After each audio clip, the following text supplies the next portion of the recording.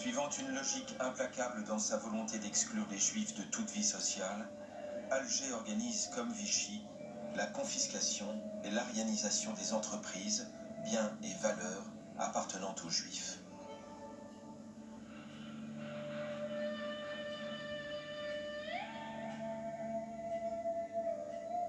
L'Algérie n'est pas occupée, mais ce sont des mesures qui sont d'inspiration française.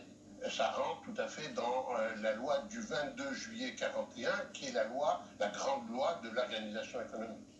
Entre décembre 41 et octobre 42, il y a donc nomination d'administrateurs provisoires en Algérie. La base législative de ces nominations, c'est d'abord la création du service des questions juives. Dans les mosquées, selon de nombreuses sources, la consigne circule. Les Juifs sont dans le malheur. Ils sont nos frères. Nous n'avons pas à profiter de cette situation pour nous emparer de leurs biens. Les vichistes s'inquiètent de cette collusion.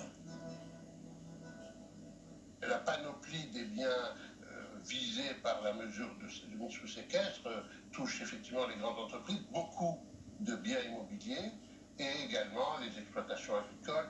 Et donc des administrateurs provisoires sont placés immédiatement à la tête de ces entreprises d'exploitation agricole. C'est considéré comme, bien sûr, comme des entreprises stratégiques, mais l'objet de l'administrateur provisoire, dans les textes de l'époque, c'était de remplacer, entre guillemets, le juif contre une personne aryenne.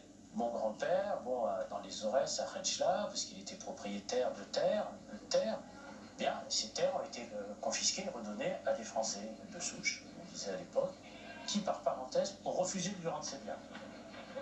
Le type qui avait pris ces terres, j'ai retrouvé des lettres, justifiaient le fait qu'il ne voulait pas rendre les terres, c'est que ces gens-là n'étaient pas français.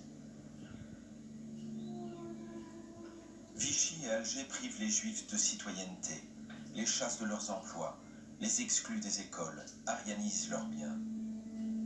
Ne manque plus que des camps pour achever de dessiner une barbarie qui s'organise.